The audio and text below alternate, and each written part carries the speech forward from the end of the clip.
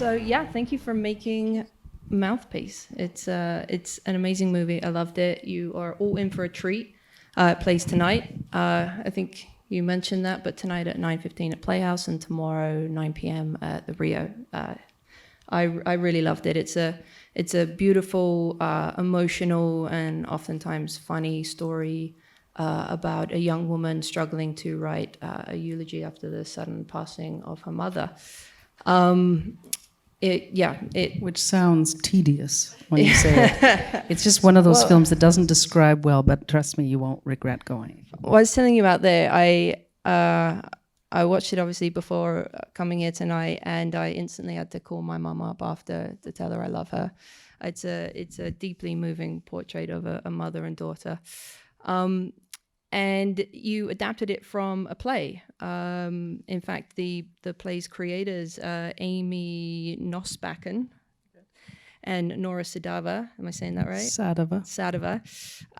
They both play the lead, Cassandra. So let's jump back to the beginning. You saw a live performance of this, and what was it about it, the show, that made you want to adapt it for screen?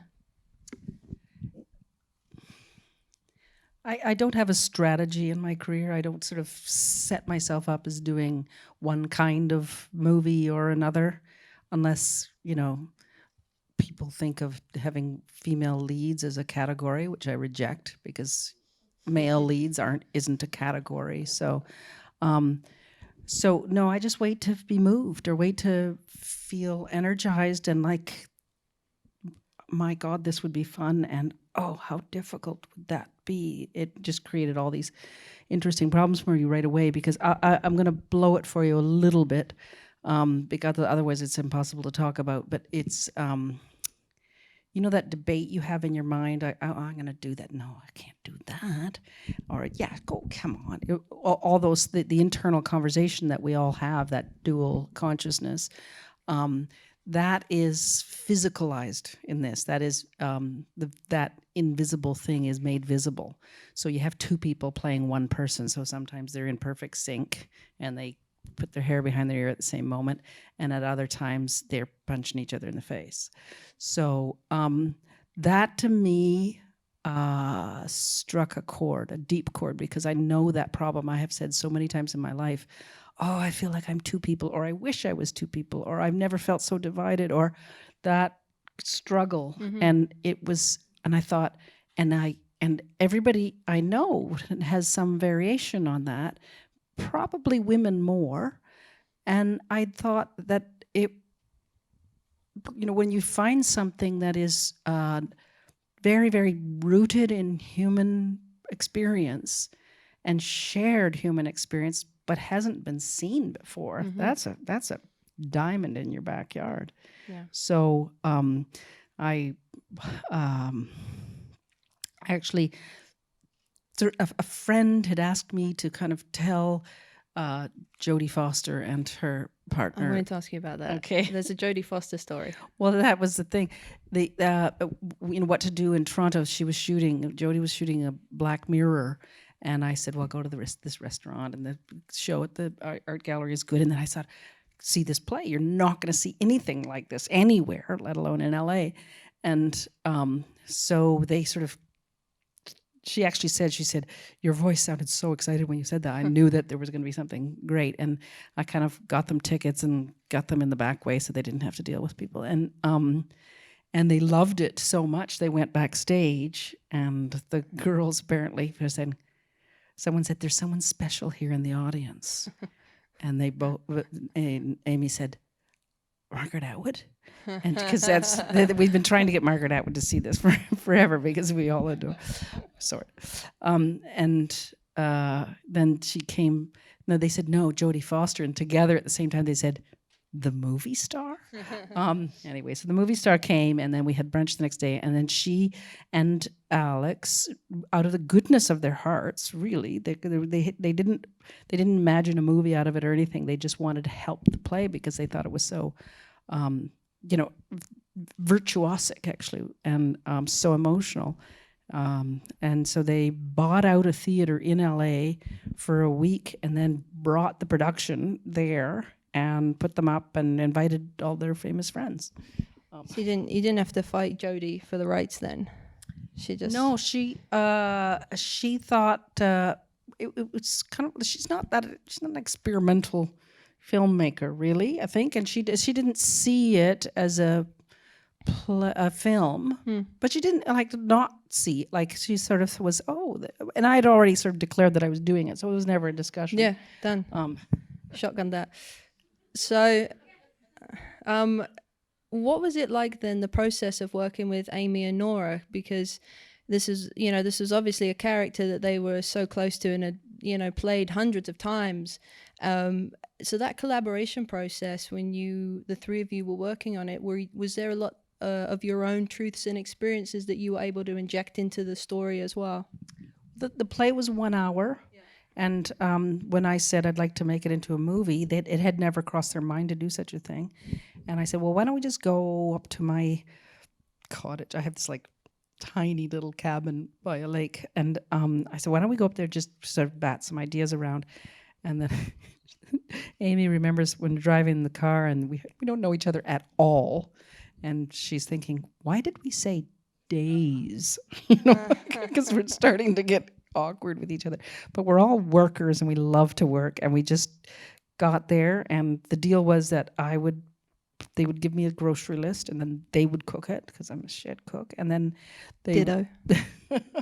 and then we just talked from dawn till midnight for several days, and I had the idea that we needed to add the mother character because it was a story of this young 30-year-old woman who suddenly discovers that her mother has died, and she is sort of radicalized over the course of one day, and remembers their whole life together, and as she tries to imagine what kind of eulogy she's going to write, and it's it's a very, very hard film to market, I think, because she just doesn't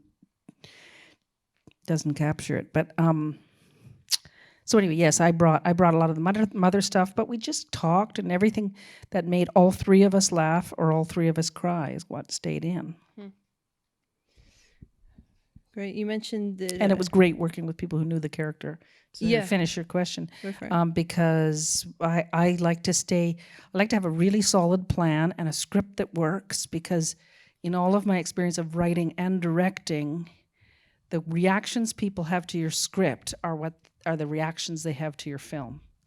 So never say, oh, once you get the music in there, oh, once the actors do their magical stuff, or once the cinematography, don't rely on that. Rely on your script, because if that's not creating the emotions or the questions or the reactions that you want, then good luck. Once in a while, if you do a ton of rewriting and recreating on the set, once in a while you can sort of transform it, but mostly you get what you have on the page, and it's just heightened a bit.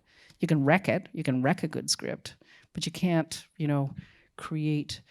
So we hammered away on the script until just every little cringe point was out. And then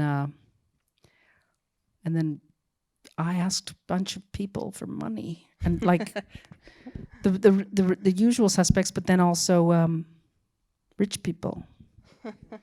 I said, this is the worst investment you're ever going to make. But I've had a couple that have really flown. So maybe you'll make a lot of money, but you'll probably make no money. And then, but if you do, in this country, we're used to supporting institutions, but not individuals, and certainly not individual works of art. So why not? The whole history of art making is full of the Medicis and who actually support works of art. So you'll have your, executive producer credit, and I will take you along on this process. And we got a good fair chunk of money. I don't think we're going to be able to. I really want to give them their money back, but I don't think it's going to happen. We should. Maybe. It should. It honestly is a fantastic movie. A really strong script that I should mention actually magnificently captures kind of how fucked up it is to handle the patriarchy on a day-to-day basis. So, I mean, there were so many moments in this movie that I was like, whoa, I have not thought about it like that before, or that has been what I've been trying to articulate all along. It's a unique thing. What's your experience been since releasing it? I know Amy and Nora spoke about they'd after every show they'd have a lot of people approach them about the themes about that self-expression and feminism. What's your reception been since releasing it with this message? I haven't had a film that's had this emotional a response ever. Yeah. I had such an emotional response to it. Which is really beautiful feeling. Yeah. It's a beautiful thing to have people, like, you get all of the different ones over the course of your career, and it's like, wow, it's really up there. Or, like you can get, like, people are so terrible sometimes. They feel forced that they have to say something, say, wow, there's a lot there. Thank you. I think, or Yeah. that looked like it was hard work. Thank you. That's what I was going for.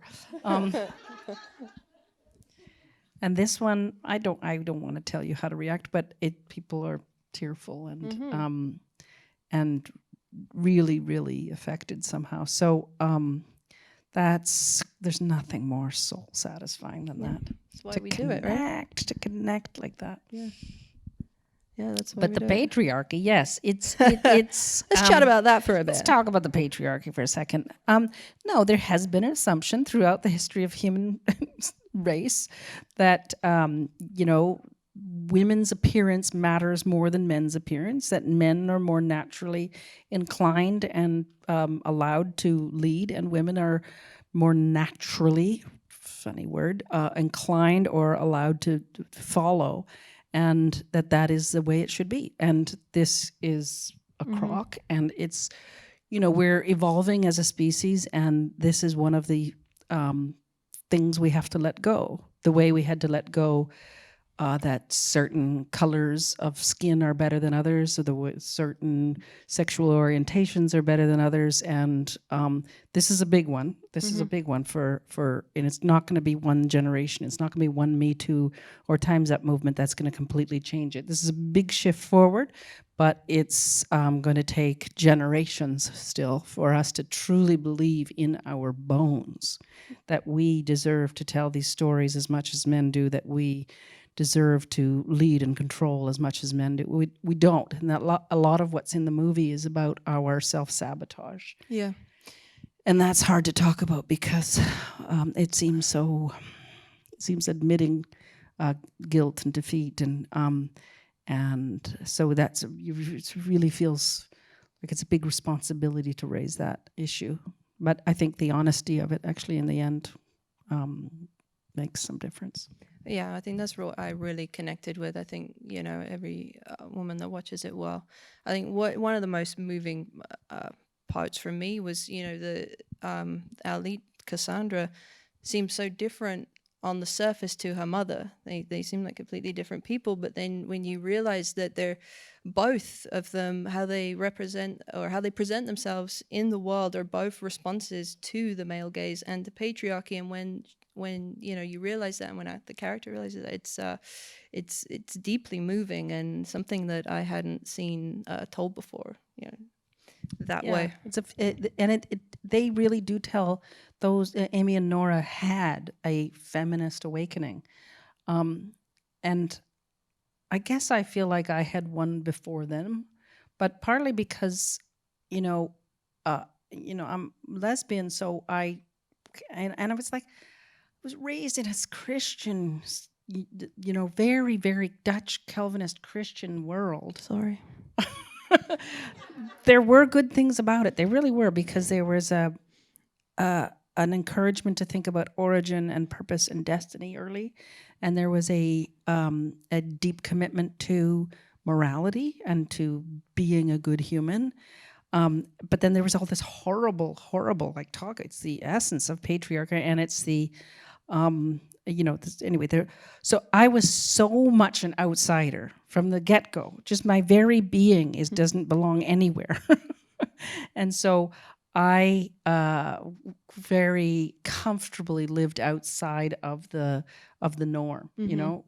So I think it's harder sometimes if you're, you know, closer to what's expected, to sort of differentiate yourself from the norms. Yeah, totally. We've chatted a little bit about, you know, your process writing with Nora and Amy. You mentioned earlier on that you created the mother character. Well, we did together.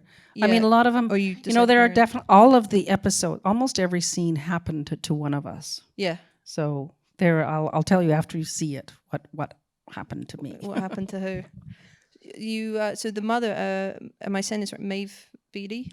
Yeah, Mev, she pronounces it. Yeah, Mev Beatty, amazing. Yeah, she's absolutely fantastic. Plays the mother. All 4 leads in the film have never been on a film set before. Yeah, that's what I was going to ask you. Yeah, it was their first screen performance. What was that like working with theater actors? Too big at first. What's that? They were all too big, and then pull it back.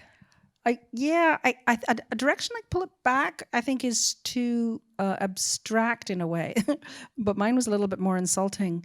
Mine was more, they laughed because I would keep saying, okay, we've got that one now. Now just pretend you're like a real person. And they would laugh, but they would get it. And they would suddenly go from, because especially if it was a line that was in the play, then it would be, they had this cadence and this rhythm and this memory, almost a body memory of how it was done on stage, and that they're sending it to the back row. And I said, just think it and we'll know. Think it and we'll know. Like, don't do anything, just be it. And then they, I think maybe because they didn't have any film training or anything, they just suddenly became very real people. They just became themselves. Because it was based on themselves, a little bit younger, and they knew that person so completely that they could really just relax into it. And then I felt like I had some of the most naturalistic performances ever, which is thrilling. Yeah, they're fantastic performances. How much of those choreographed moments did you keep in from the play? There's a few of them scattered throughout. Were there particular moments that you thought was important? I don't know the percentage. All the stuff in the Hudson Bay, this film is full of Canadian references. I don't know. I don't know what Americans are going to do with this. It's like, it's the Bay, it's Canadian Tire makes its way in there. Raccoons are in there. Yes. Like, it's. That was a fun line. Yeah, we had to work out a bunch of new ones, and there's no trick to it. It's just work. It's the simultaneousness of the two people when they're in harmony with themselves, then their movements, and it's my favorite thing. And I realized I did something like that in Mansfield Park. At the very end of Mansfield Park, I have all of these 10 or so characters I've been following through the course of the Jane Austen story. And the line in Austen in the novel was, it could have turned out differently, but it didn't. And I thought, wouldn't that be fun if they all just simultaneously, completely naturalistically, slip into a moment of reverie? And so I would, on set, I would say, okay, 3, 2, 1, and then they all just sort of drift off for a second. And then the 3, 2, 1, back, and then they're all just themselves again. So I love that. I don't know why, just something, and I'm just about pleasure. I just I don't need to understand it. Actually, Harold Pinter at that point, he said, Patricia, now you listen here. He always said everything with now you listen here. Now, I don't know what you're doing here. What? I don't know what this is about. And That's a good British accent. It's better than mine. I said, Harold, I don't know either. I really don't know either. And he said, I can respect that. Which I love because he's very instinctive. So yeah, daring to embrace, your weirdness or your unexplained or well, clearly I can't even talk. the things you have no words for but please you deeply, put it in. Because people will feel it. People will feel it. It's very porous, these things, these screens. People will feel. They feel if it's a show-offy move. They feel if it's a, oh, poor me kind of movie, or if it's a, hey, look at all the money I got, I'm putting it all on screen, or it's a, look at these moves, look at these camera moves, or if it's a cri de coeur, or if it's a, you know, whatever. They'll feel your intention. So if, I think it's actually, I heard this from Sam Shepard, that if it's working, your subconscious will somehow speak to the subconscious of the audience. And that's when it's working. Nice, I'm gonna write that So one it's down. almost like it has to bypass the brain Yeah. for some of those moments, the real poetry to work. Yeah, well, some of these, the way Amy and Nora played Cassandra, some of those moments, well, you know, it felt really organic. I wanted to ask about what I enjoyed about the character was that it wasn't one playing a good side, one playing the bad side. You know, sometimes they're, like you said, they're in sync. Sometimes they're fiercely ambivalent. What was this a decision during the script writing process, or was that kind of a more fluid thing on set to say, you know, maybe you take this part? How did you make those decisions? When we wrote it together, we just had Cassandra and then all the other characters. We had just had the main character and then kind of arbitrarily divided up the scenes. So, okay, so you're going to, we call them tall Cassandra and short Cassandra because they look nothing alike. And you'll do this one, or you do that one. Oh, you've had too many in a row. Okay, you can do that one. You can do that one. And just kind of almost arbitrarily we decided. And then as we were shooting, I started seeing who was kind of more naturally comfortable with one emotion or another. And then I would kind of decide. And some of them we shot the whole scene with one and then shot the whole scene again with the other so I could intercut between them. Yeah. And so, but that's expensive. You know, I mean, it's just takes a lot of time to do a whole scene twice from all the different angles. Yeah. But I chose to shoot, you know, it was a lot of locations and a lot of different looks because it's very much a collage, I called it. And I wanted it to work the way the mind works, or at least mine, which is not very organized and just pings around, and a mind that hasn't done a lot of mindfulness, mindful meditation.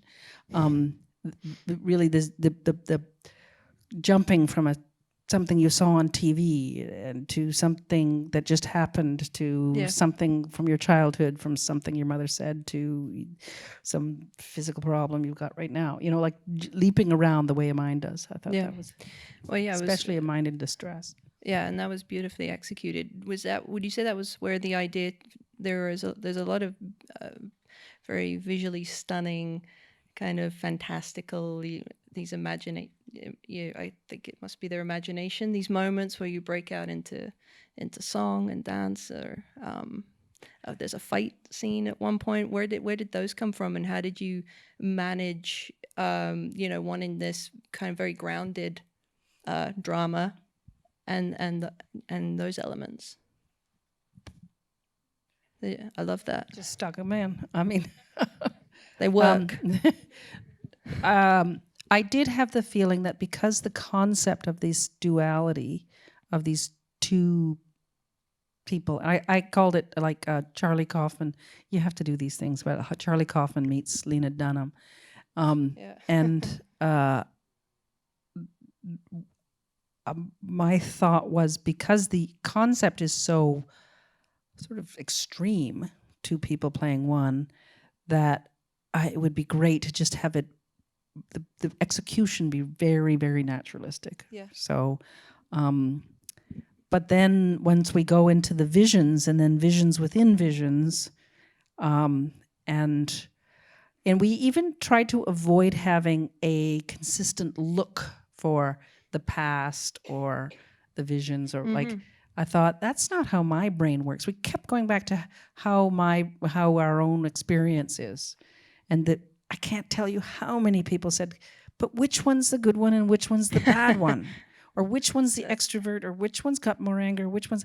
And I thought, that's not how none of us thought that. Like, we don't think, oh, bad Patricia is speaking to me now. It's like, that's a bad TV show, you know, like a bad TV show, not that TV's bad. Anyway, so yeah, keep going back to personal experience, not to movies or plays or films you've seen before.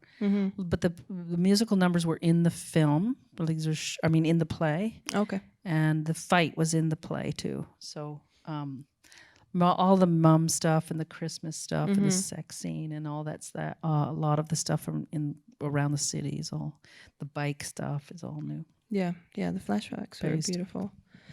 And the music. It's so weird. Yeah, I was going to ask you about this. Should we go into something they have seen? This is odd, but the music is all Amy Nostbakken in a closet at her home with sleeping bags pinned up around and her laptop on GarageBand and a mic. And she would and it was beautiful because when I was editing, she would give me pieces, 2, 3, 5, 6 pieces a week, and I'd get to try them out against picture and then say, that one's a bit too chirpy, like, or anyway, and she afterwards she went back and said, and kind of analyzed which ones I responded to most. And I was really delighted when she said it was always the ones that she did when she first woke up. Yeah. She wasn't thinking yet. She just stumbled into it and just feel. And that's what I felt. And those had the most raw, real emotion. Yeah, well, I'm glad you touched on that because I wanted to ask about the music because, at the end of the movie, it had stayed with me. I was like, that was a fantastic score. And then after researching, I was like, wow, that was, made just from her vocal sounds. And it really is incredible. It creates such a strange, beautiful, sometimes eerie atmosphere. She calls it English-ish. English-ish? Yeah, some of them have lyrics, but you kind of... English-ish. Is that a word? I don't know. Yeah. Yeah, no, it's stunning. So let's chat about, so you worked with, like all your keys were female. And I honestly look forward to the day when we don't need to talk about this as, an all-female crew, as it being a thing. But I think, still right now it's worth talking about and discussing. And I don't necessarily want to ask you what that was like working with an all-female crew, because obviously it was fucking awesome. But what was the experience of working with a key crew that could all relate to those themes? That was lovely that they all knew what I was talking about. And I realized that I love filming so much, and I only choose people that I like to work with, right? Yeah. So when I made Into the Forest here, for example, with Daniel Grant, who shot it, and Andrew Shea, who was they were my brothers, and it was a really, really good team. But this one was I always feel like the crewing, some people just work with the same crew every time, and sometimes I envy that because you don't have any decisions to make. But each time you make a movie, and maybe your shorthand gets shorter each time, but I always feel like you're casting, you're as much as you're casting your cast, you're casting your someone who knows what a 30-year-old in Toronto, what her room looks like, or how she dresses, and someone that can just. Catherine Lutz did the camera. She's unbelievable, but she was also she operates herself, and her handheld is so intuitively honest and appropriate to the moment, like, because I mean, mostly we really I do a fairly standard come to set, private blocking. Always do a private blocking, because there's no pressure of publicness on you, and you can stumble through and make all your mistakes and look goofy, and actors feel freer. And then, you know, you do the show for the keys. The dream, the real dream, and I have done this. I did this for an HBO series called Tell Me You Love Me once, which is to rehearse and block on location. Yeah. Because then you can, you know, oh, it's going to be nice to have a mug here. And then you, okay, mug, props. You know, that you get everything, and then DP comes in and watches exactly how you've blocked, and then they can know exactly how to light, you know, 5 days before, and you're all, you know, you're cooking. But you don't always have that luxury. So yeah, private blocking, public blocking, and then I always shoot the rehearsal generally. Yeah. And the focus pullers don't like that so much. Yeah, sometimes you get some real great moments that you can never get back. Yeah, you just, it's all about capturing life, right? It's capturing little sparks. And so many times I've said, just do what you did in rehearsal. Yeah, and it's an act of memory. Yeah. And then it's not creation anymore. It's reflection. And that's a different part of the brain, right? So shoot the rehearsal, and then often don't call cut, just say back to ones, because as soon as you call cut, then it all dissipates and everyone goes to the bathroom and has something to eat and whatever. You can really feel that energy drop, right? Yeah. So that is one of the joys of working. I shot almost everything since I moved from film is on the Alexa. I still think it's the best one. Yeah, it's a beautiful camera.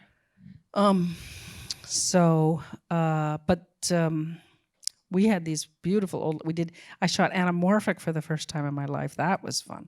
Oh, cool. I kind of resisted it because I think, who has that on their wall, really? Like, I don't know. And now it's delicious. And I was drawn to it because you can have 2 close-ups at once. Mm-hmm. And we had a couple of spherical lenses, but this one was mostly these. We played with these diopters. We'd put lip balm on the lenses. We just went crazy. Glass in moments, right? Yeah, I mean, I love distortion. I often think that the art is in what's not seen. Yeah. That there's something, because it leads the eye to the significant point so much more deliberately. And you're trying to create mystery as much as possible, an atmosphere, and like the films we've all loved all have very strong atmosphere, and so yeah. Anyway, working with women was lovely. Having them all be emotional. There was one point where Catherine was saying, I hope I'm not speaking out to her, but Catherine was saying, we had a stunt guy for the fight, and he was like a dude. He was like such a dude. And he was like teaching the little women how to do a good fight, you know. And and Catherine said she found herself doing the, I don't really know much about this, but there's a little riff in it about women. Oh, you're so tall. Could you get that for me? And the games that are played sometimes to get what you need. And there was even a scene, I cut it out in the end, where I interrupt a scene and I go, cut. I can't see their faces. It's too dark. It's like, come on, we're going to have to relight. And the producer comes up. He wasn't the producer. He was like my production manager, but he was playing the producer in this scene. And he comes up and he said, Patricia, we don't have time. We rented that bus and we're like over 5 minutes over, whatever. And I said, oh, wow, you're so tall. Could you, like, what do you think? Like, come on. Like, it's, but I couldn't do it very well. I'm not good at the girly supplicant stuff. Maybe that'll make it onto the extras or something. I want to see the scene now. I'll put it. So just jump back to you chatting about rehearsals there. Now, obviously, it's a lot different in TV. In film, do you fight for a lot of rehearsal time before you go to camera? In film, I mean, I was a producer on this one. It was important for me. I started a company. I've always wanted to do it. It's called Crucial Things. I thought, I don't want to do crucial films. I don't want to do crucial media. I don't want to do it. I'll do Crucial Things. It covers a lot. So I didn't have to argue with anybody about anything. It was really lovely. Yeah, awesome. I mean, I worked with two other producers who have skills that I don't. Christina Piovazan, unbelievable, and Jennifer Shin. Yeah, you know them, yeah. And so the three of us, but I'm very responsible financially. I've never been over budget or over schedule, and that's really important to me. I come from a business family, and I think that's just part of the elegance of the whole thing, to do that well too.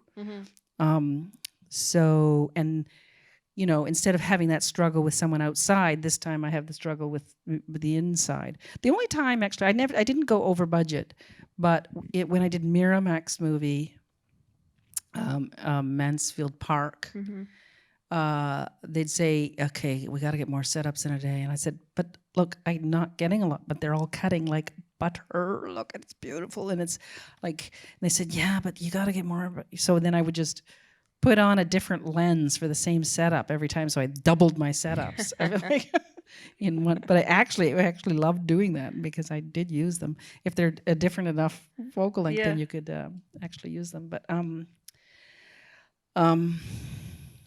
yeah, there wasn't a lot of struggle in this one. TV,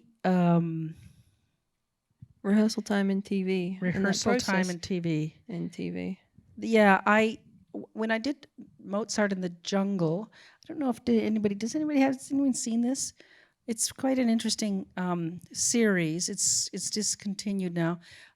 It was Gael Garcia Bernal and Wally Shawn and Saffron Burrows and anyway, all kinds of, Monica Bellucci was in it, and Danny Glover and Bernadette Peters. Yeah, she's hilarious. And Malcolm McDowell, and they are at a fictional orchestra. And so it's kind of like the life of the artist through an orchestra, or sort of this orchestra, and the fighting and the jealousy and the financial side and the artistic side and all that. And Gael Garcia Bernal is the conductor.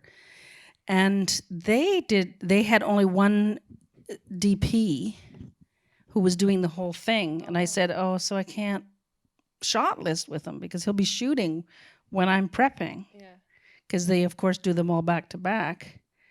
And I said, oh, I'd really, really like to be able to shot list with him beforehand and look at locations with him. Because, you know, if your team, if your left and right hand, your AD and your cinematographer, if they know everything, then you can just focus on the refining details and the actors and just getting all the nuance, rather than, okay, I guess we're going to shoot this way. You know, like your questions can become smaller and smaller and smaller and more delicious, you know. Yeah. And you get to spend more of that time then of your day with the actors. It's already, you know, such a short packed day. So I flew myself down in order, it happened to be in Venice, so it wasn't a big struggle, but flew myself down to be able to work with him in prep. Yeah. So that we could have a good solid shot list, and we'd walked through the locations together. And that was an unusual one, because they didn't try to have all of the films be sort of have a look and a tone that was consistent. So when you're watching the series, it's a little bit, oh, well, this one's kind of adrenaline, and I went for swirly cam on this one. I always have a name for it, like curious cam, swoony cam, whatever we did, but try to pick an emotional word for the camera's basic attitude. Yeah. That is born completely out of the material, because mine was Oh. about falling in love, and so That's pretty unique in TV to be able to have That's that freedom, very, very that unusual. creative freedom. Then I had the extreme opposite experience with I did a episode of Anne with an E with Moira Wally Beckett, and I don't care about size, like TV, film, that doesn't matter to me. It's like, is this a story I want to tell? Is this a story that moves me and that matters? And it could be 10 minutes or it could be 10 hours, whatever. It's just really distribution systems, right? TV or film is like, it's filmed fiction. It's or you know. So that I think people get caught up on that, and they shouldn't. But also, are the conditions there that I can give what I have to give? So I think I try to avoid real like workaday stuff where I know that I can't make anything interesting, or interesting to me. I can't offer anything new. I can't pick actors. I can't. Anyway, but that's I'm lucky. I'm lucky, and I'm also. I just try to not need that much money. Producers love you. No. To in my life. All right. So that I don't have to always work to maintain that life. So you can choose the stories that matter to you. So I can choose the stories that matter to me, and I can go long periods without working, because I figure if I've got heat in the house, and we live in Canada, thank God, that I've got healthcare and a decent education, then I'm okay. Yeah. And if I sandwich a day, and I somehow manage to get more than that, and then a sandwich a day for the kids, then we're set, right? Done. So you have to be able to expand to contract your financial requirements in the lean times. Yeah. And I don't spend money when I don't have the knowledge that money's coming in. And then when I know money's coming in, then I get a little more expansive. Yeah, that's fantastic advice. Tell the stories that matter to you. It tells stories that matter to you, but also like adjust your life so that, because people kind of want conflicting things. That's a source of so much unhappiness, is they want to be really, really rich and swanning about town in expensive clothes and vehicles and houses, but they also want to make things that are really personal and maybe don't make a lot of money. It's like, well, I'm sorry, those don't go together. Yeah, they don't go together. Like, you have to be ready to live more frugally if your work is about two old people dying of skin cancer. Like. You choose your episodic TV that way as well. What matters to you? I mean, people. It's so not organized or strategic. Yeah. I am not strategic at all. I just respond. It's like falling in love. You have to be able to fall in love again, and if you're just cranking it out, you can't. Yeah. So you have to be able to. I do believe that there's value in staying limber, staying, like, sometimes doing things. But I've never been able. I have cried in hotel rooms before, once or twice, where I took things for the wrong reasons, and I didn't feel good about it. And I thought, what am I doing here? I've just betrayed my whole. Like, I think you have to deserve. You have to be this is so obnoxious because it suggests that I'm a good person, but you have to be a good person to make good work. Yeah. And I think this whole myth of the mostly male genius, where you're allowed to be an asshole because you are so gifted, I think is a really very, very destructive and has caused a lot of pain. We wouldn't get hired if we acted that way. So I feel like if your work, I've quoted this before, but because I believe in it so much. It's a quote by David Foster Wallace. I'm going to mangle it. I can't remember, but the difference between good art and great and not so good art is the art's heart's purpose. It's the intention behind the work, and it has something to do with love. And an artist must have the discipline. This is interesting. The discipline to speak from the part of the part of themselves that loves, doesn't just need love. So to be able to die for the people you're talking to, just to be willing to just go over it and over it and over it until it just shines, or to question every moment. Is this just me, showing off? What's really going? What's the intention here? What's the purpose behind it? What am I saying? What am I doing? Have I worked hard enough? I can sleep later. Like to really, really work it's so delicate. We had the ending of the movie, right? It means nothing to you, but at the ending of the movie is, I think, quite moving. And every time I read it, and then every time I watched it, I cried. And then finally, after the final mix, all the picture, everything was beautiful and perfect, left me cold. And we were doing the final playback on the mix and kind of panicked.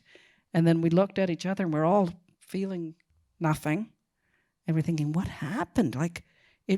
And fortunately, my editor, Lara Johnson, said, I think the voiceover's too loud there. And then as soon as we dipped it down just enough under the music, suddenly we felt it again. And tears came back. And I thought, that's frightening how delicate it is. It's frightening. Yeah. Speaking about what you just touched upon, your truths, are there any phrases or sentences that you repeat to yourself before and during a project? Constantly. I've been saying for my whole career, I saw this one line and I thought, this captures something for me. Make it simple but bursting at the seams. I've always said that one to me. I wrote it onto the front page of every script. But I have all these, avoid the ordinary, just our bones will be dust, people, and this will still be here. It's true. Yeah. Our bones will be dust, and these images can conceivably still be around. So it matters. It matters what we're doing. Think it and we'll feel it. I often, this isn't a saying or anything, but I often go back to, I studied philosophy and I studied a course in aesthetics, not makeup and hair, but and one of my professors said that there were 3 principles of beauty, and they were fittingness, so that everything you use, every color, every camera angle, everything has to fit, has to be born from the center of the story. Fittingness, unity, and diversity. So it's all holds together, but it has enough diversity within it, and that's the hardest thing in the world to know, is how much diversity. And then I would call it, it became shorthand. It's like, oh, got a bit of pizza going on here. Because I would call it a pizza with too many toppings. If you had too much diversity, too much variation. So you need the diversity, but then you need it all to pull together and just, flow. Tension and release. I'm always thinking about that. Create like tightness and a bit of anxiety, and then let them breathe, and then create a little more tight. It really is breathing. It is human. And I don't say this one out loud very often, but it is like sex. I think there's a reason that our story structure is the Freytag's pyramid, something I learned about in my English courses, which is basically, introduction of characters, rising action, but it's tension and release until you reach a peak, and then there's the denouement. And I do believe that there's almost something biological about what we've come to think of as standard story structure, and that what we slip into easily. Other things, little mantras. I think of. I always have a joke early. Mm-hmm. That's it sounds like such a Hollywood thing or something, but it's like if you know how when you meet someone and they make you laugh, or you can find humor together on some level, then you'll go anywhere. You'll go into the darkest corners with them if you feel like you can find some sense of humor together. So like, even no matter how dark it is, if you can do that, you never get a first shot again. The first shot is pivotal. Mm-hmm. The final shot is the final note. It's crucial. I'm working with a writer right now. I've done a bunch of different things. The whole point is not to feel tired or bitter or like you're doing the same thing over and over again. And so I sometimes write and direct, sometimes just write, sometimes work with, like I saw a play and adapted a play. I'd never done that before with 2 other writers. I'd never done that before. Right now I'm working with a first-time writer who kind of telling her some of her story and trying to, but it's be true to that experience, but not make it too episodic. She says that I always say, has a scene earned its keep? A scene has to earn its keep. It has to have a purpose for being there. I always say, fill it up, fill it up, fill it up. I say that to the actors too. More detail, more detail. Mm-hmm. I need more. Like when you watch a Meryl Streep or something, you see she doesn't just play one note. She plays a chord, and she switches between chords like quickly. And so there's a ton of of information that's fluid. Mm-hmm. And I often find the best actors have a great authority and a great vulnerability at the same time. Yeah. Other sayings. Are you writing all these down? Is it golden? I'm very, very. I'm sort of I'm very, very obsessively detailed when I'm working on the script, and whether I'm directing it or writing it or acting as a director for a writer or something, then I'm so. Why would he say, well? Actually, Harold Pinter said that to me. He said, so what you really mean here is that you want a comma and not a period. And I said, you're totally right. It's in that case, it was like, so he thought that way, to just analyze it completely, have a rock solid, I always have storyboards, and the storyboards I'll look at a scene and I'll think, okay, what are you doing here? I'll often say, okay, to the crew, I'll say, okay, the story here is her loneliness. Okay, the story here is he's a mess. The story here is they're alone, or they're, whatever. You, find out what the story is, mm-hmm. and then build how you shoot the storyboard and the shot list from that, but also build it from the emotion that's already in the scene. So you don't apply a style onto things. That's death. That's going to look bad. Yeah, and it's gonna look like what it is you tacking something on. Forced. Yeah. But if you say, sometimes I find it's in the verbs actually of the scene. And I'm very different, my writer brain and my director brain, because I kind of have a bad memory, so I just sort of forget, oh, I wrote that. Oh, okay, she's reeling. Well, that sounds like the camera's got to be on the move a lot then. Or like, oh, he stares fixedly. Okay, that's a fixed camera. It's fairly... But there's even a moral element to where the camera is. Because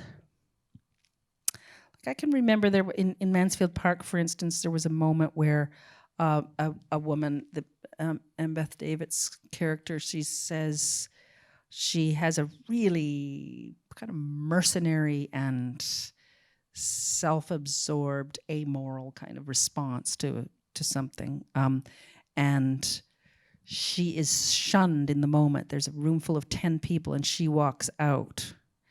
And at first, I had the camera in front of her, and she walked towards us. And I did that shot, but I didn't use it because I was falling into her reality. I was falling into her pain and her feeling of isolation and being shunned there. And it wasn't the right thing to do. I was telling a story where we should be watching the back of her walk away in shame. And so you really can shift your value system, because we're all people say, oh, I don't do messages. Everything has a message. It's all about message. It's all about moral message. Where you end the story is you have a series of events that happen, even in something that's not like most television, most fiction has a causal connections between the events. This happens, and that causes that to happen, that causes that to happen, that causes that to happen. And then, lo and behold, this happens. Person turns out happy, person turns out unhappy. Moral of the story. We're little, this is how we talk to each other. We're like children who are teaching each other about life through fiction. So for whenever anybody says, no, I don't have messages in my stuff, I think, well, yes, you do. You just have the message of the mainstream that's so embedded in our consciousness that we don't even see it as a message anymore. It's just the air we breathe. Yeah. Do you allow yourself freedom on set then to explore that? The story you just told of Mansfield Park, was that something in the edit, or when you're on set and you try something that you had imagined in prep or when writing the script, and once you see it played out, it's not working? Do you allow yourself that freedom on set to explore it there again with your actors? Well, you're always up against the clock, and you're always pretending not to be. You're pretending to be real. There's acting involved in directing. You're just, hey, aren't we having fun here?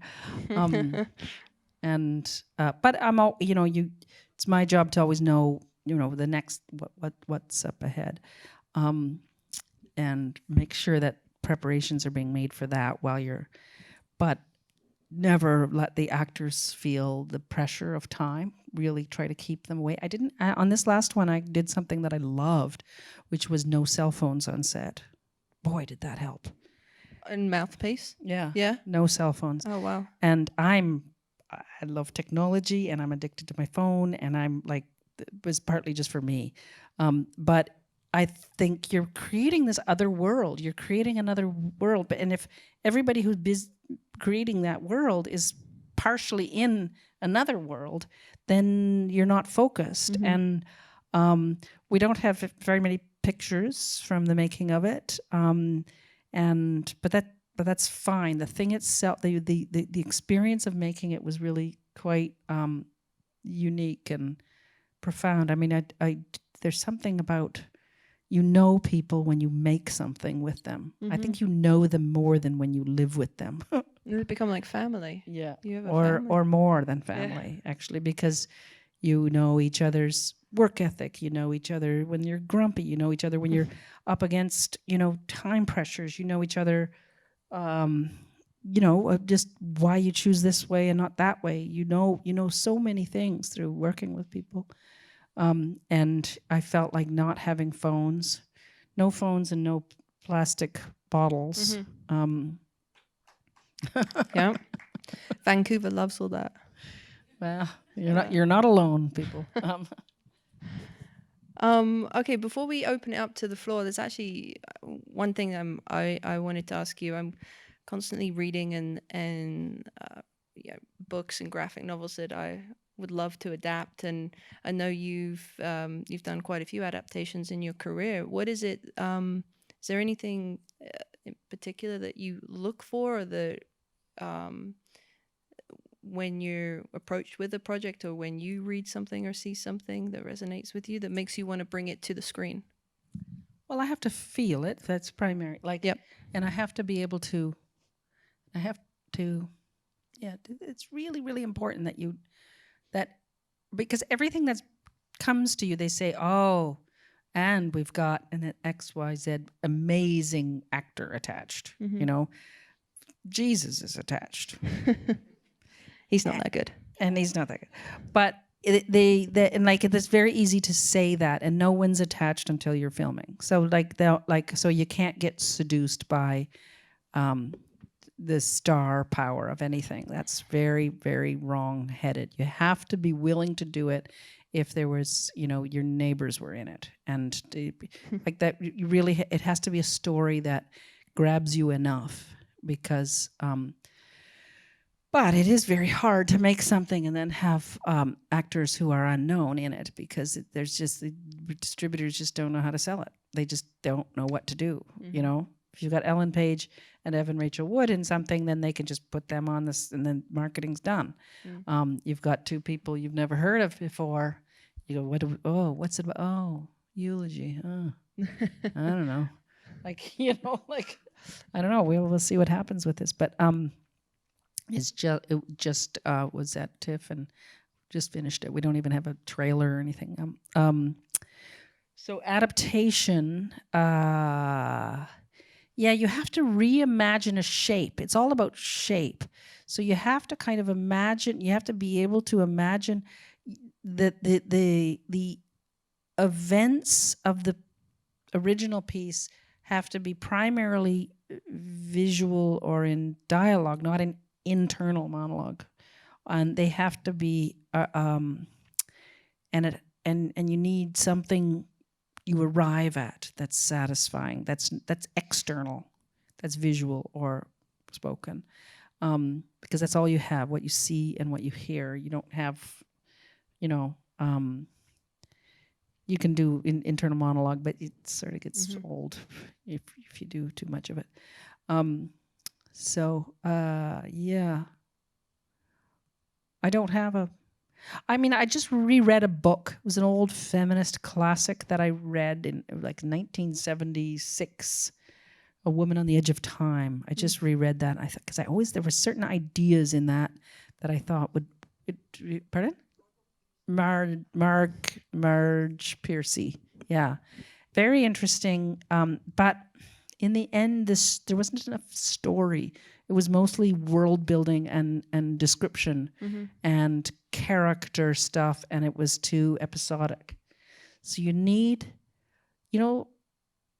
like a lot of writers. I don't do this because I don't know why. But a lot of writers I've heard, they tell their story to other people, and if they can keep another person like this for the whole telling of it, then you've got something. And if you really want to tell it, you go, and then wait, and then if you can do that, that's if something's truly story driven. There's other ways, but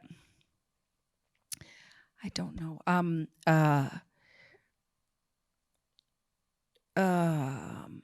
That's great. You answered it like Did you gotta I care about it. Yeah. Okay. Oh yeah. I could chat to you for hours, but I should share.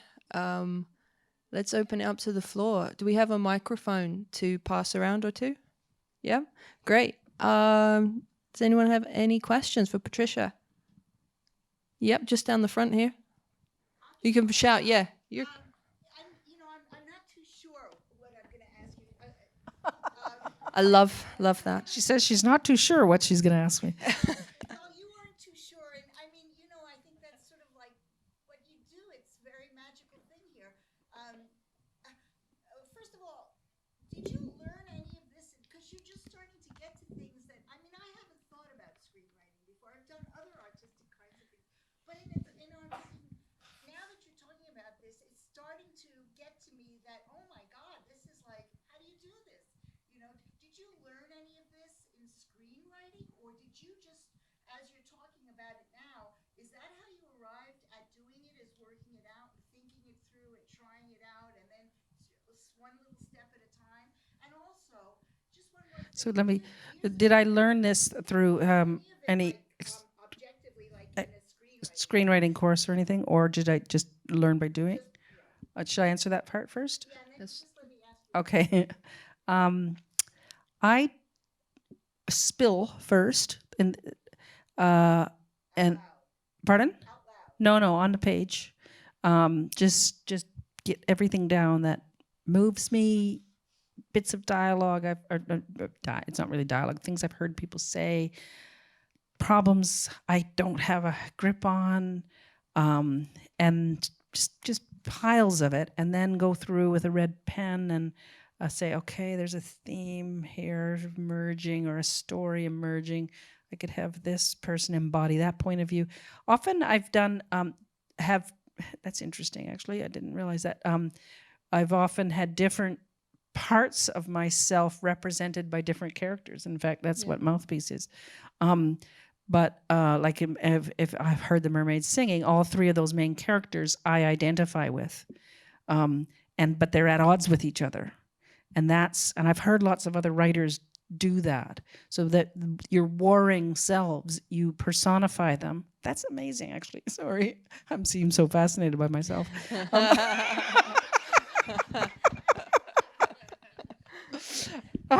No, but I'm always like, I think of myself as going through life without a plan, but then I actually discover in hindsight that there are themes in my approach to things. So that's why I'm so fascinated.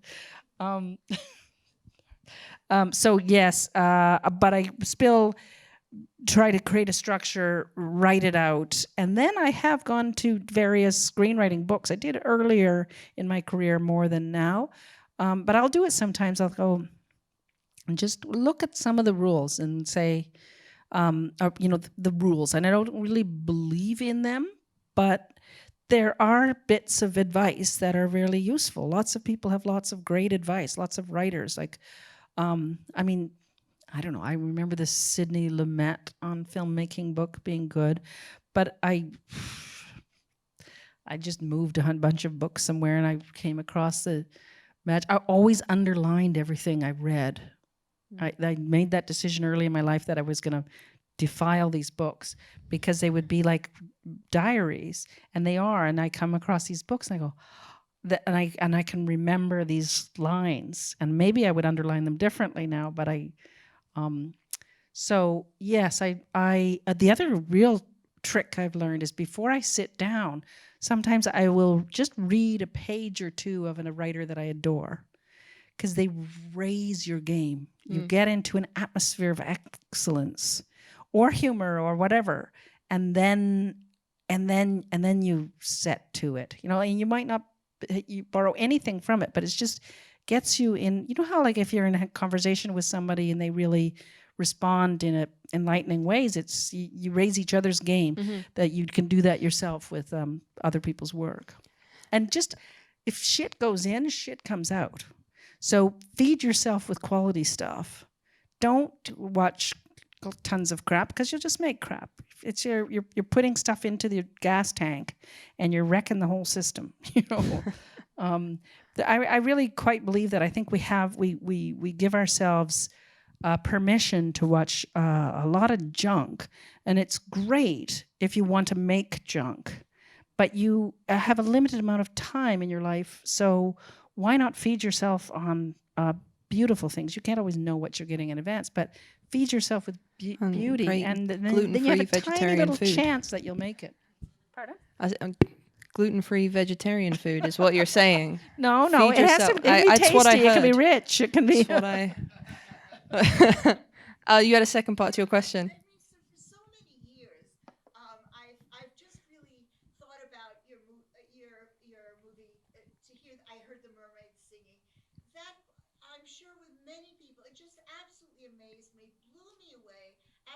Because I'm old now, after having watched so many other movies that were so entirely different, that how you found the courage and the wherewithal to put that down on paper get it made, just is mind blowing. Even today for me, I'm so glad it's continuing and it's helping all of the rest of us. But that you did that, then it took my breath away. Wow, that's what. Thank you. That's what someone say. What kind of question should I ask you? And say, how about how do you do it? Thank you very much. It was a lot of it was ignorance. It really was. A lot of it was I didn't have a training, and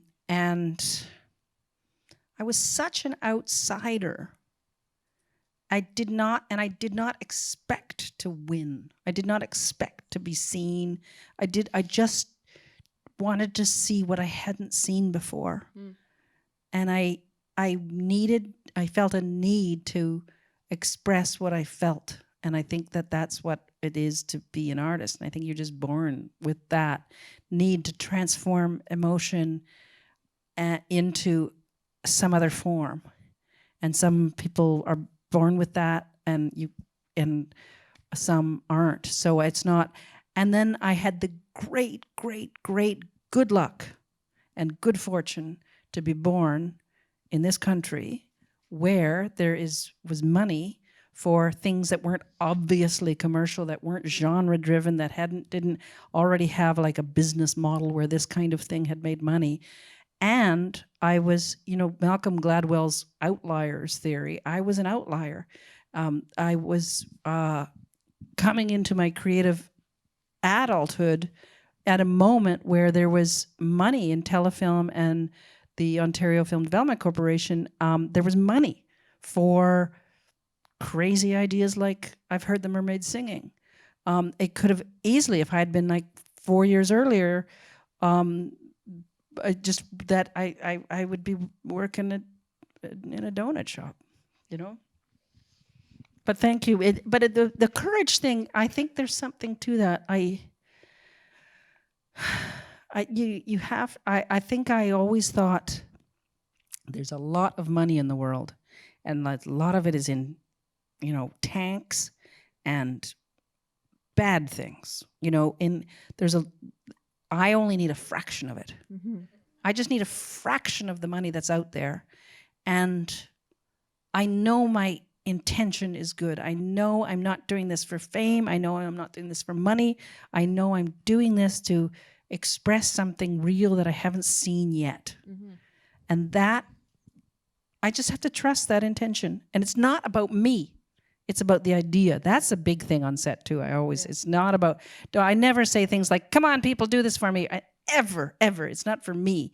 It's the idea. I am the caretaker of the idea. Yeah. But I think that people really respond to that. And then you have to get people excited about the idea, not about you. Well, I think you totally achieved that with Mouthpiece as well. I mean, I got so much out of it, and I'm excited for you all to see it as well. Let's go up the back there. Or, yep, over there. Yeah, waving. I don't think, there we go, it's on.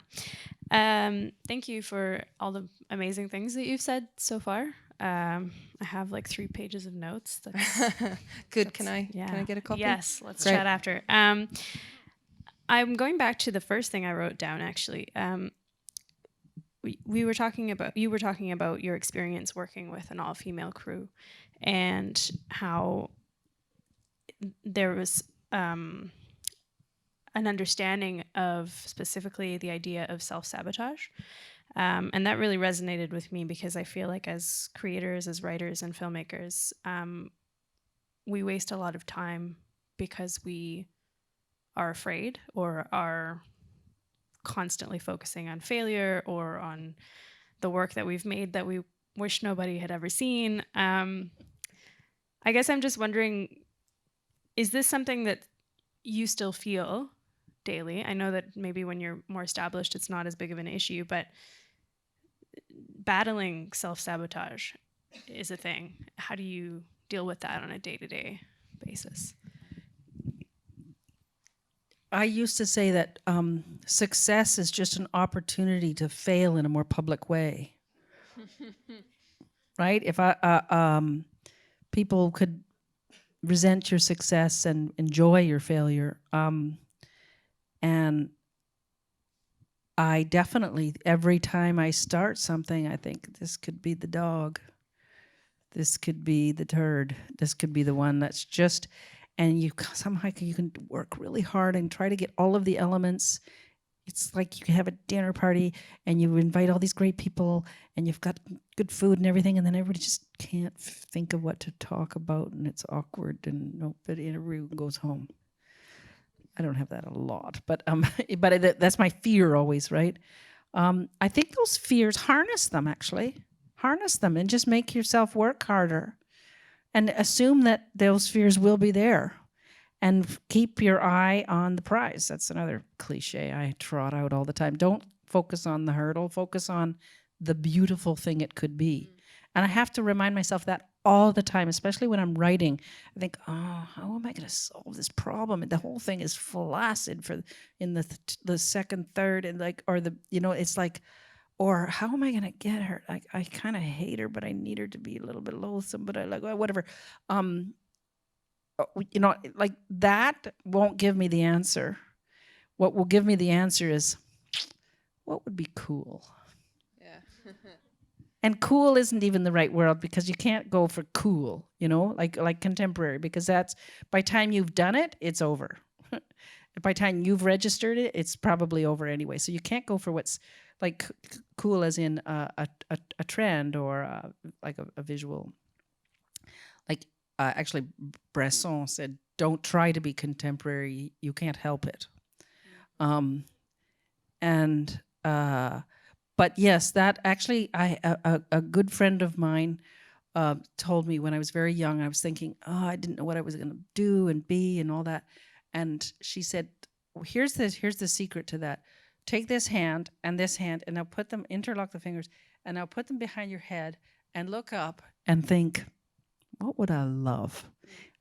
Money, talent, plausibility aside, what would be wonderful? Really focus on that, because then actually you suddenly just open up and stuff happens. It's actually really truthful. So self-sabotage is part of everybody's life.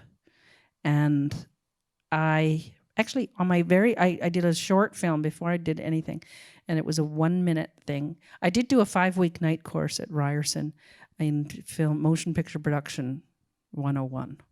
And I had to do 2 little films. And one was, it was called Solo, and it was just like a person dancing and in a mirror, a dancer, and then the mirror character does something else. And anyway, I had a little thing. And I was shooting, and I had this Bell & Howell triple turret camera. It's like non-sync sound, so you wind it up, and you have 3 different lenses you can just rotate on the thing. It's like you could run over it with a tank, and it was like a cool little camera. I would love to find one, actually. That's what I would love. Yeah, you wrote that if down. You're looking for my birthday present. And the camera jammed. And I thought, great. I don't have to do it. I don't have to do the work. This is fantastic. I can't be blamed if the camera jams. That's not and I'm not expected to know how to fix a camera. So I was really relieved. And then I thought, I better at least make the attempt. I guess that's what a decent human being would do. So I kind of and I fixed it. And it was just, a simple problem. And then afterwards, I just learned from that. I thought, what was that? I was relieved when I couldn't do it. I was relieved that I could go home. I didn't have to do all that work. I didn't have to put myself out. I didn't have to make this thing, have it be judged by anybody. I didn't have to have any of it. So I call that the Solo effect, because the little film was called Solo. I don't even know where it is. I don't even think I have a copy of it. But that is very real. It's so much. There's always a good excuse. There's always a good excuse to not make it good or not make it at all. But you just have to get beyond that. I also have, I think maybe it's because I came from the world I came from, I consider myself, you're going to think I don't mean this, but I do. I consider myself a bit of a joke. So if I'm like that, I'm basically laughable. So if I start there, then it's not a problem if people laugh at me.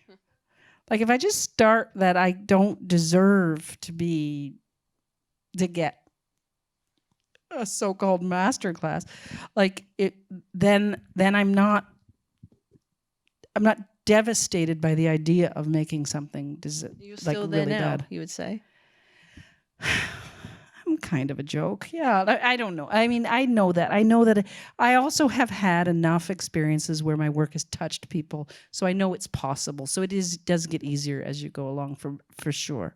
That I think it's within my reach to make something that actually affects people. It's also very much within my reach to make things that people loathe. And, you know, some people just hate my work, hate it, hate the smell of it. And somehow I can quote those reviews more than the good ones. Yeah. We got time for more, right? I'm just gonna keep going till you stop me. White sweater, yes. Hi, Patricia. Thank you for being here, and thanks for sharing yourself with us. I have, maybe it's a little cliche, but I like to ask what early in your career, and now I'm sure it's a fluid list, like who influenced you from the Canadian world of filmmakers or, you know, American, anything? Like, I mean, everyone has those films they like to go back to and rewatch and watch, or people they really look to, or who have you had a chance to work with, or who do you want to really work with in Canada, like, who has influenced you in your past or now? Well, I went to a school called Calvin College, a Dutch Calvinist college, and the first films that I really saw that interested me in any way, and maybe like I saw a couple of films growing up, but I was in this very, very religious place, were Bergman films, and you know, I knew they were kind of, I wouldn't want to make I didn't even think I could make them. I just loved. I didn't think I'd make movies. That's like making mountains or something. Like they're just there. And then, but I started reading, and then I started seeing a lot of the French New Wave, because that was my age, you know. So Truffaut seemed so loving. He had so much humanity. Buñuel and Fellini, I love their surrealism and their absurdist elements. But before that, when I was studying English, I loved, you know, Beckett, that kind of funny despair. I loved, you know, Ionesco and Pirandello and these absurdists. And they actually kind of influence Mouthpiece, you'll see. And like Mouthpiece is closer to my first film, actually, I think, than almost anything else I've done. And then I came to Canada, and I worked at the CBC first as a journalist on the Journal with Barbara Frum, amazing. And I thought, okay, I'll learn how real people work and act and behave and respond to change and crisis, and then I will, you know, make fiction on the side. And then I got frustrated with how, like, I wanted to tell people what to say. They kept ruining the story with their self-promoting and fake things, and they didn't, like, you know, like, I just didn't. Anyway, that was frustrating to me, and I wasn't that great actually, because I don't know. I'm not mesmerized by. Anyway, whatever. I won't diss journalism. It's in short supply right now. Like good journalism, but then I sort of looked around the landscape. It's like who's here making movies, because I knew I wanted to do pictures, and I needed music, and I needed faces, and I liked editing, and learned that from television journalism. And this name kept coming up, Atom Agoyan. Somebody was like, "What's a weird name? Was that like?" And then he remembers me calling him up. He was in Victoria, And I called him, hi, my name's Patricia Rozema, and I really would like to make a movie, and I heard you've made one. And where did you get the money, and who did you work with? And he laughs, and that it was so like bald or something. And I think I actually had a model of my father's and my mother were business people, and they were just very I was never been afraid of the cold call. I've never been afraid of just people say, no, sorry, he's not here, and or he's on a call, and I said, I'll just wait. I did this actually with Harvey Weinstein. I've got Harvey Weinstein stories, but they say, no, he's busy. I said, I'll wait. He said, well, it could be half an hour. I said, I'll wait. I'm not busy. And like the act of being that persistent gets you the thing, you know, if you can do it with a little bit of humor and not be too obnoxious. So Atom, he gave me some advice. He talked to me about a cinematographer, Peter Mettler, and another one, Doug Coe, who had done. I met Alex Raffe, who produced my first half hour and then my first feature. She was astounding. And Camilla Freiberg and Jeremy Podeswa worked for me. He's now directing like the opening and closing episodes of Game of Thrones and Handmaid's Tale and all that. He's like he's the king of everything. And I think he did publicity on one of my films. So there was a bit of a community. Don McKellar, he was a little younger. Bruce McDonald. We were a bit of a team, and we were very supportive of each other. Partly we were born from the new money. We were the outliers who were just at the right moment. So that's that. I have always made a plan because I lived in the United States, I think I have less fear of it than some people do. And it's such a giant market. And I thought, okay, this is a smaller country. I can't only cast my lot here. So I have tried to have my foot in both places. I want to live here. I believe in this culture. I believe in the values of this culture. And I want to raise my children here, or have, because it's more humane and progressive. And but they're, finding people whose politics you share, whose art you share, whose artistic vision you share, whose just whole sense of humor, whose sensibility you share is like a needle in a haystack, and you can't make movies alone. So you have to find those people. So I look in the U.S. Unfortunately it's mostly guys right now that are doing a kind of cinema that excites me. Spike Jonze and Charlie Kaufman and Wes Anderson to some extent is a bit too. Wes Anderson. Pardon? A bit too Wes Anderson? Yeah. But I love it. Love the playing with form. Like just really daring to break with form. Paul Thomas Anderson. Anyway, a lot of these guys. But then Jill Solway, of course, and Lena Dunham. They're politically more aligned with me. I don't lust after actors, actually. I don't think that way somehow. I always think I'll just find the right one and they'll be fine. I don't really mean that, but I mean that I don't dream, I don't write with an actor in mind, or because, yeah, anyway, I don't, this is not how I think. When I watch a movie, I realize I kind of watch as a writer. I go, ooh, 10 minutes in and they've already done that twist.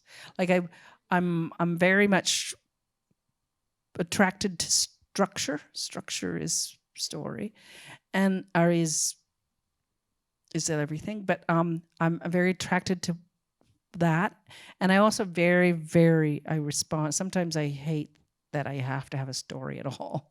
The pictures thrill me. Pictures and music. I'm just a highfalutin music video director, really, or lowfalutin. I don't know, but so I don't. Does that answer? Who? You got it. We wrap it up now. Okay. Cool. Got it. Oh yeah. Oh, Orlando was huge. All the obvious ones I loved. Orlando, Jane Campion, the piano, killed me. And what actually really killed me was my absorbed or inhaled patriarchy, because I saw that and I thought, oh my God, my list of 10 favorite filmmakers are all men. And when I saw a woman do something that broke my heart and expanded my mind, I felt such a gender allegiance. I felt such I felt so affirmed by her achievement.